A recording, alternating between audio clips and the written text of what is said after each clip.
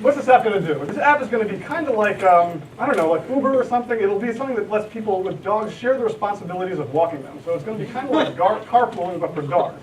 Let's call it dog pool, all right? So great, we have this client app that's built using Angular or React or Vue, and maybe it's using some really cool browser APIs we just learned about. Maybe it's a native app, I don't know. But ultimately, we do know one thing, and that's that this app is going to use some kind of backend. And we're going to have all kinds of needs for this front-end application. It's going to have to do things with data about dogs and their owners and users and scheduling and all kinds of stuff like that. So what might this look like? Well, let's think about this. This is a JavaScript conference, so let's use Node.js. Maybe we can use Express as our web framework because it's mature and it's widely supported, and we now know that Google is testing Express whenever they release a new version of V8, so it seems like a good bet. We're going to need a way of persisting data on the back end as well, right? All this dog and user inventory, stuff like that. So let's use Postgres as our database. And we're probably going to need some caching if we want to keep our APIs performant and highly responsive. So let's stand up Redis. And maybe we even have some more advanced use cases. We need things like pub sub or asynchronous messaging. And for that, we can use something like Kafka. So here's our stack. This is great. Our stack is built. Our APIs are powering this dog pool application and all of its core functionality, and the users just start pouring in. Turns out everybody wants to walk other people's dogs. Who knew? But we've got a winner here. The tech industry loves us, we get funded, we can start hiring employees, and the product grows and grows. And maybe we start branching out from our sort of core competency of dog walking. Maybe we start crossing over into powering cat cafes, or bird rentals, or who knows what else. The possibilities are literally endless. As this happens, we also start supporting multiple clients. So in addition to this one mobile phone or native client or whatever it is, we're going to start supporting things like tablets and maybe Android and Alexa and Google Home. And each of these different clients is going to have some sort of subtly different interaction model with different APIs to support that interaction model. And speaking of APIs, maybe some people, other businesses even, get really interested in the power of the dog pool platform. Maybe we develop some business partnerships, and we start unleashing the power of dog pool, and letting enterprise developers do whatever they want with it. So this is great. This is a real success story. But as this is happening, we notice that the back end is starting to take on a lot of work, right? Because what started as a fairly simple system is now in charge of a lot of different things. So let's think about this for a minute. We have management of pet data, user data. We have management of dog and pet inventory. We have all this business logic that's managing walk scheduling and how all that works. We probably have some business stakeholders that are pretty interested in how things are actually running at the day-to-day basis and what the bottom line ends up looking like, so we need some analytics in there. The odds are very good we need to support some sort of notification strategy. So it could be email, it could be SMS, it could be native notifications, it could be browser notifications, it could be all kinds of different things. And in addition to that, we have these clients that all have their own API needs that we need to support. We have business APIs we need to support. And this is starting to look like a lot for our humble little Express app to take on. So this app is growing to be millions of lines of code. And the responsibilities of each individual module in Express are starting to get a little bit blurry. It's becoming a lot harder to know what the implications of changing, say, the database schema are going to be when you do a deployment. And the deployments themselves are taking much longer with lots of ceremony around them because everything has to be tested. It's really hard to say what a change in one corner of the application over here is going to do to something that's on the other side of the code base. In addition to that, we find that as we're hiring new engineers to build on the success of Dogpool, they're really having a hard time ramping up and understanding the way everything works because it's such a massive code base. So maybe it's only a couple select lead engineers that have any kind of cohesive understanding of the system as a whole, people that have really been around for a while. And further, maybe some of the new developers are writing code they don't necessarily understand. So now nobody really understands the code base as a whole, and this is really problematic. So as a result of all of these factors, our ability to compete in a meaningful way in the dog sharing marketplace is being significantly hampered. And employee morale is dropping, and things are generally not looking good. This state of affairs is generally known as a bloated, unmaintainable, monolithic architecture, aka a big ball of mud, and it has lots of drawbacks, including some that we've already discussed. You get tight coupling between unrelated domains in your code base. Coordination across teams that are working on the code base can really be a challenge.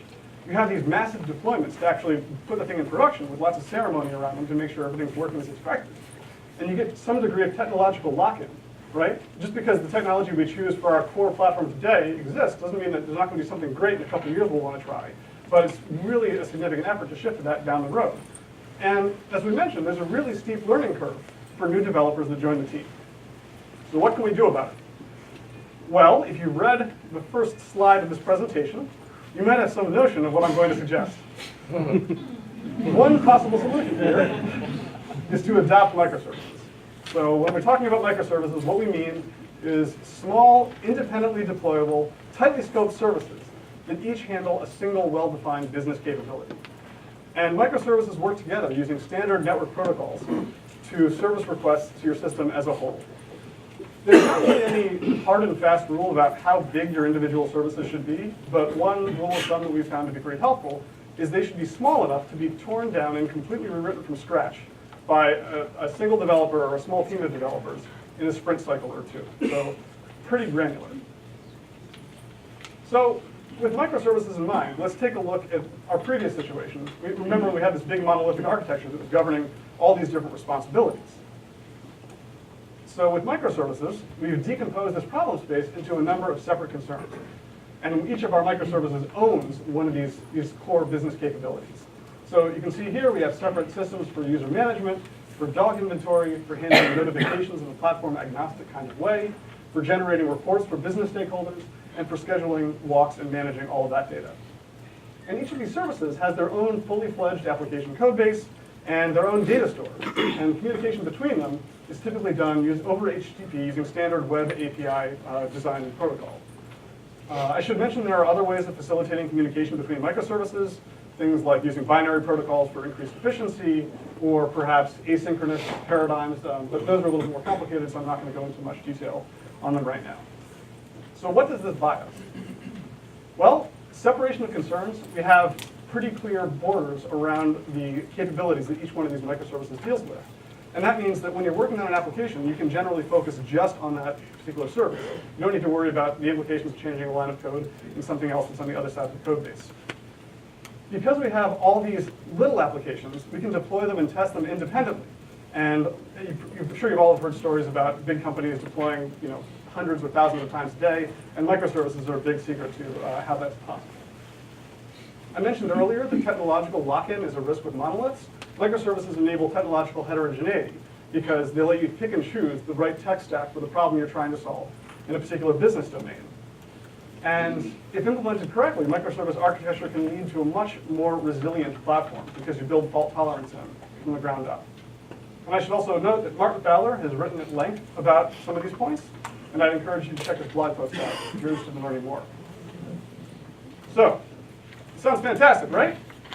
The answer to all of our hopes and dreams, our prayers? Let's do it. Adopt microservices.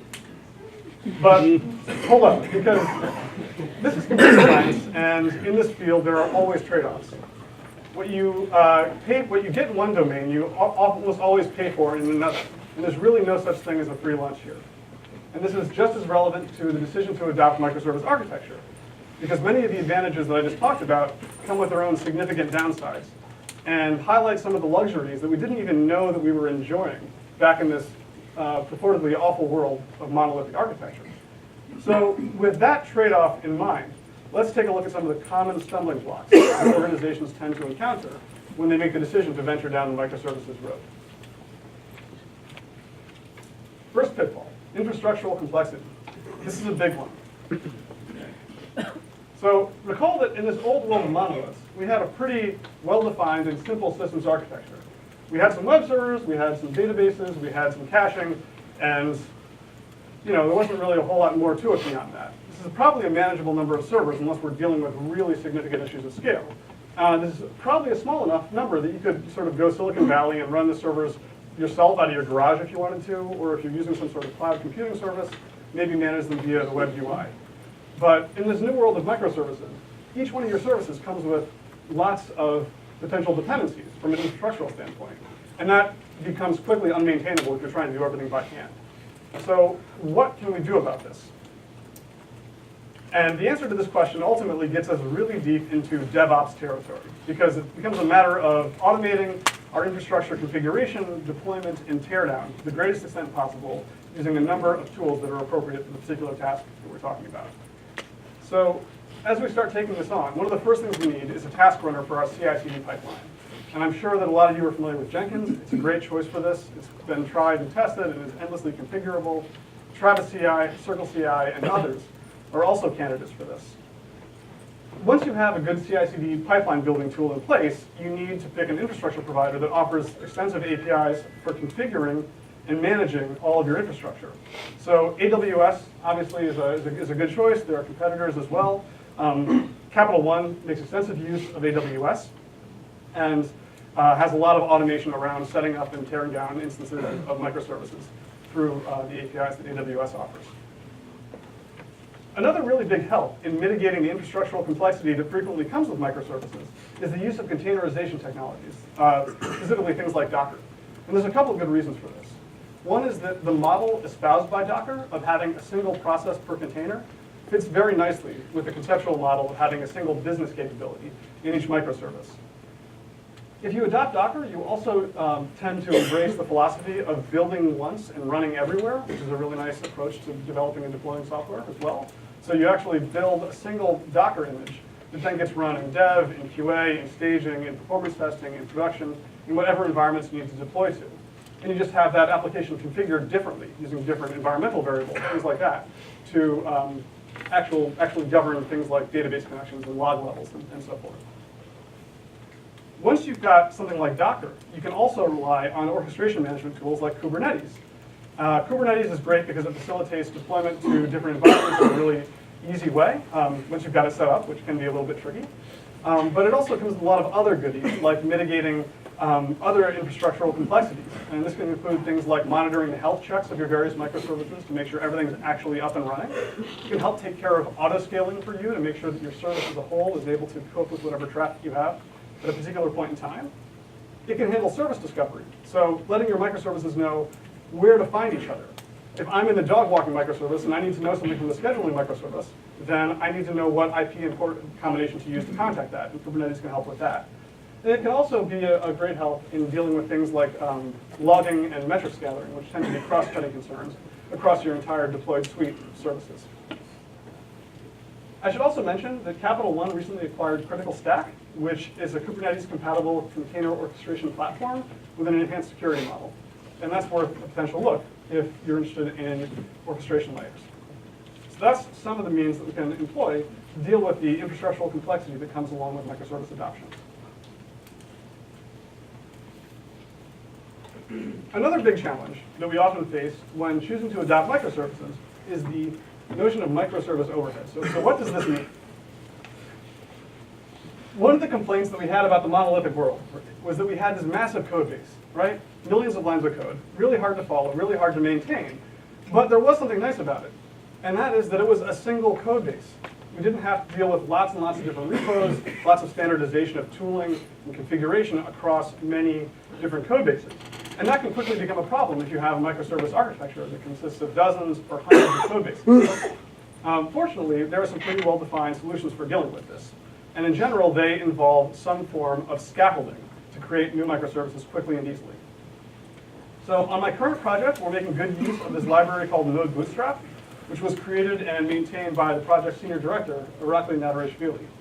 And Node.js is nice because it solves a lot of the problems I was just talking about very quickly. Basically, it gives you a command line tool with some options that you can pass in to dictate exactly what shape this new microservice should take.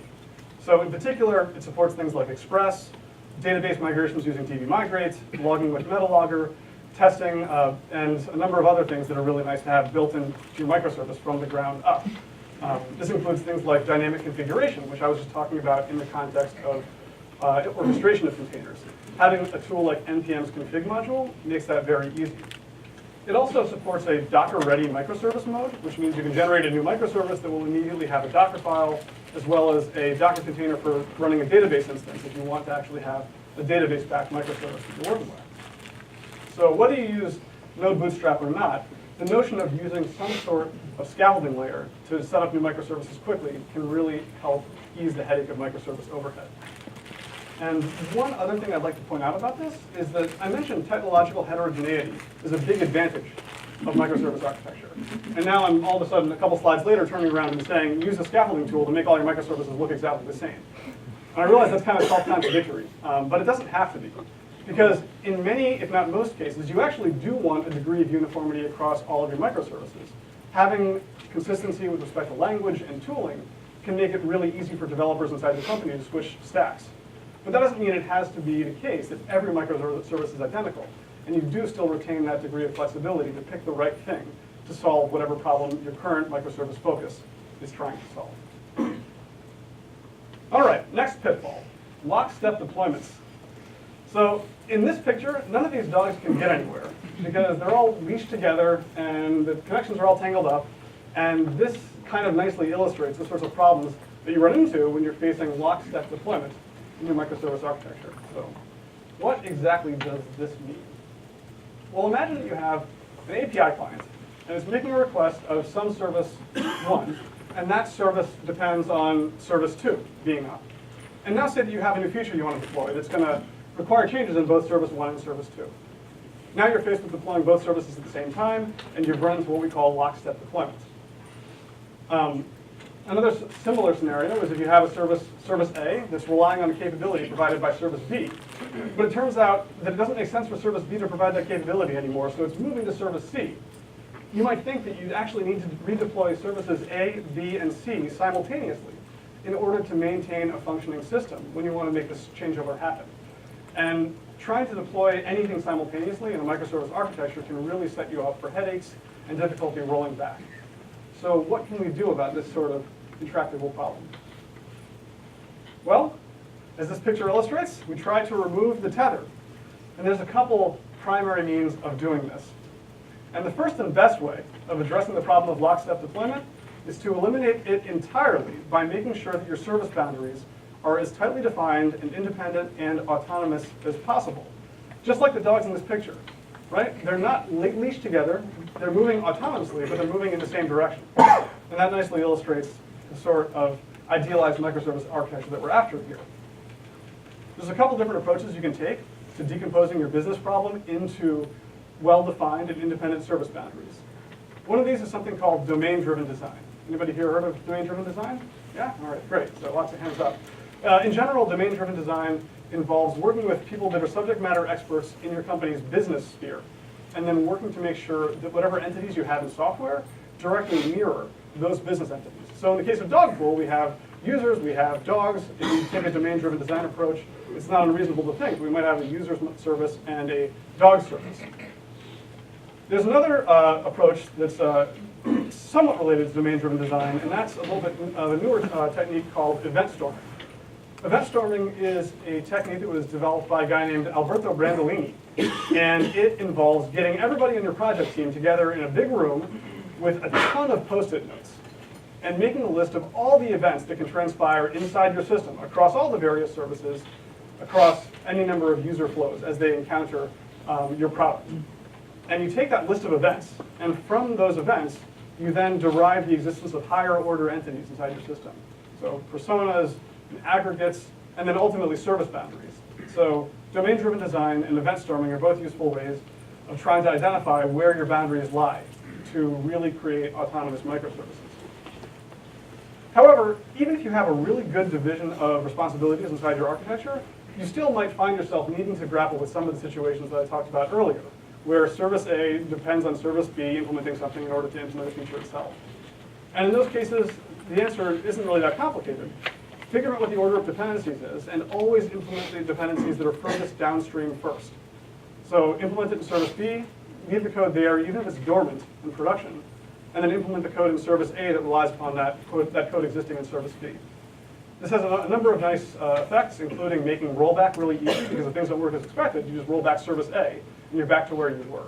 So keep batch size small, keep deployments small if possible. And if this really does become a recurrent issue, revisit your microservice service boundaries, because that's really the root cause of a lot of this stuff.